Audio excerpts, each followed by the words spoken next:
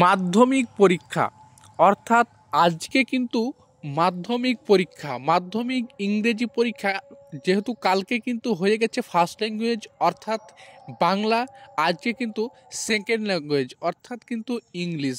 অর্থাৎ আজকে যে মাধ্যমিক ইংরেজি প্রশ্ন রয়েছে সেটি ফার্স্ট হয়েছে কি হয়নি, সেটি ফার্স্ট কবে হবে, ফার্স্ট কিভাবে হবে, তা বিস্তারিত তথ্য কিন্তু আজকের ভিডিওতে আমরা দেখে নেব।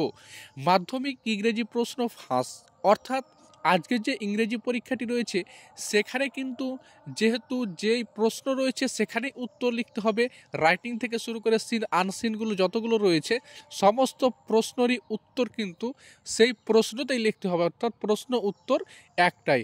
সেই সূত্রে প্রশ্নটি ফাঁস হবে কি না, অর্থাৎ আজকে যে প্রশ্নটি রয়েছে সেই প্রশ্নটি ইংরেজিতে যখন ক্যামেরা করে সেন্ড করতে যাবে অর্থাৎ কোশ্চিন আউট করতে যাবে সে সূত্রে কিন্তু প্রত্যেকটা প্রশ্নর পাশে পাশে কিন্তু রয়েছে কিউআর কোড।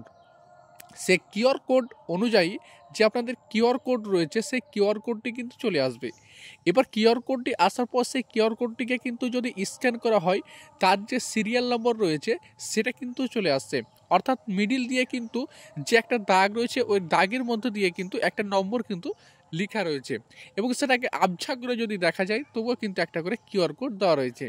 এবার যদি স্ক্যান করে সেই প্রশ্নপত্র যদি পাঠায় অর্থাৎ সেই প্রশ্নপত্রটিকে যদি ক্যামেরা করে সেন্ড করে কোথাও তাহলে কিন্তু ধরা পড়ার সম্ভাবনা আছে।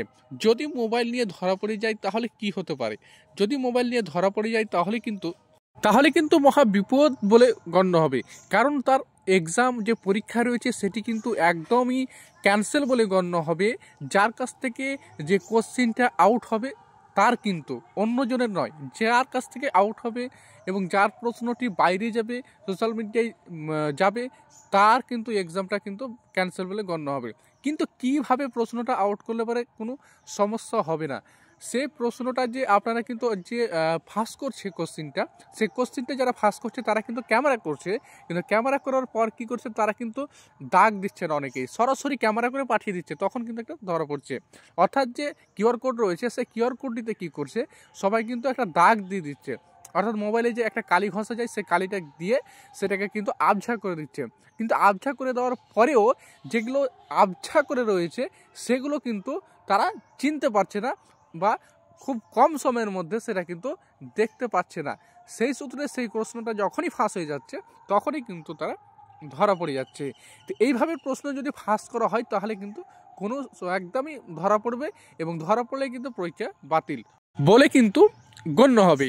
এবার কি হচ্ছে, যেহেতু প্রশ্নটিকে ফাঁস করতে হবে যদি খুবই ইচ্ছে থাকে তাহলে কি করছে অনেককেই দেখছি যে ডকো অর্থাৎ ডকো স্ক্যান, এখানে একটা অ্যাপস রয়েছে ডকো স্ক্যান, সেখানে যদি ছবি তুলতে গিয়ে একটু যদি সেই ছবিটাকে আবছা কালার করে শুধু লেখাটিকে নেওয়া যায় তাহলে কিন্তু স্ক্যান করার মতো করে কিন্তু সেখানে কিন্তু আবছা যেগুলো রয়েছে সেগুলো কিন্তু আসে না এবং কিউআর কোডটা যেটা রয়েছে সেটাও কিন্তু আসবে না, সেগুলো একদমই সাদা হয়ে যাচ্ছে।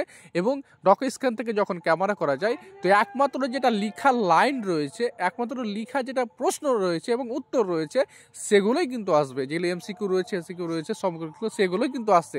সেখান থেকে যদি ডকো স্ক্যান থেকে যদি ক্যামেরা করে থাকে, যদি সম্পূর্ণভাবে স্ক্যান কোয়ালিটিতে মেরে থাকে তাহলে কিন্তু সেই ক্ষেত্রে কোনোভাবেই কিন্তু সেটি কিউআর কোড চেনা যাবে না এবং সে কিন্তু পরীক্ষার্থীতে ধরা পড়ছে না। তবে কিন্তু তাদেরও একটা সমস্যা রয়েছে কি, যে তাদের যাতে যে এক্সাম হলে ক্যামেরা করছে সে সময় কিন্তু ডকো স্ক্যান দিয়ে ক্যামেরা করতে গেলে কিন্তু অনেক সময় লাগবে, যতটুকু সময় লাগবে ততটুকু সময় কিন্তু তারা কিন্তু পাচ্ছে না, যেহেতু এক্সাম হলে টিচার থাকছে আরও কিছু থাকছে সে সূত্রে কিন্তু অসম্ভব বলে গণ্য হচ্ছে। কিন্তু যদিও সেই রকম সুযোগ পায় তবুও কিন্তু তারা কি করছে ওই ডকো স্ক্যান থেকে ক্যামেরা করছে যাতে কোনো আবছা কিউআর কোড থেকে শুরু করে কিছুই যাতে না আসে, সে সূত্রে কিন্তু তারা সেখান থেকে ক্যামেরা করে কিন্তু হোয়াটসঅ্যাপ সেন্ড করছে। কিন্তু হোয়াটসঅ্যাপ সেন্ড যাকে করছে তিনি কি করছে যে সেটাকে কিন্তু শেয়ার করে দিচ্ছে, দেখা যাচ্ছে সে কিন্তু যে ছবি তুলছে যে ফটোটা করছে সে কিন্তু সবসময় জানতে পারে না যে কোথায় কিউআর কোডটা কিন্তু থাকছে, কিন্তু যিনি শেয়ার করছে তিনি কিন্তু অবশ্যই কিন্তু তাকে জানা দরকার যে এই প্রশ্নপত্রটি যে আমি শেয়ার করছি সেখানে কিউআর কোড আছে কিনা, বিভিন্ন তথ্যগুলো আছে কিনা, সমস্ত কিছু আগে দেখতে হবে, আগে জানতে হবে। সেগুলো সমস্ত কিছু দেখার পর না হলে পরে ডকো দিয়ে স্ক্যান করতে হবে ঠিকঠাকভাবে, সঠিকভাবে, তারপর কিন্তু সেই প্রশ্নটিকে ফাঁস করতে হবে। আর তার যদি পরে যদি আপনি ফাঁস করার পর যদি আপনি ধরা পড়ে যান, তাহলে কিন্তু আপনার পরীক্ষা একদমই ক্যান্সেল বলে গণ্য হবে। অর্থাৎ এরকম ধান্ধায় না থেকে অর্থাৎ ভালোভাবে পড়াশোনা করে এক্সাম দিন, একদম ভালোভাবে রেজাল্ট হবে। এই ছিল আজকের ভিডিও। ভিডিও যদি একটু পরিমাণে ভালো লেগে থাকে অবশ্যই আমাদের চ্যানেলটিকে সাবস্ক্রাইব করে বেল আইকনটি অন করে রাখুন, এরকম নতুন নতুন ভিডিও সবার আগে পেতে।